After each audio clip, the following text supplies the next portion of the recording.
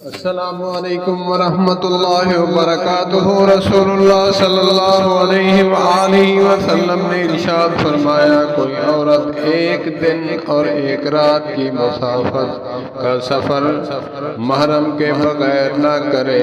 اللہ پاک ہمیں اس پر عمل کرنے کی توفیق عطا فرمائے۔ پہلے مکہ المکرمہ مدینہ منورہ کے لیے حج عمرہ کے لیے عورتوں کو اکیلے جانے کی اجازت نہیں تھی۔ میری ناقص رائے کے مطابق اب میں نے سنا ہے کہ انہوں نے بھی اجازت دے دی ہے۔ اللہ پاک ہماری حفاظت فرمائے، اور اللہ پاک ہماری جو عرب امارات کی، سعودی عربیہ کی جو حکومت ہے، اللہ پاک ان کو بھی حق پر چلنے کی توفیق عطا فرمائے۔ جب ہم حق سے ہٹیں گے تو پھر فتنے فسادات برپا ہوں گے۔ اللہ پاک حفاظت فرمائے۔ والسلام علیکم ورحمۃ اللہ وبرکاتہ۔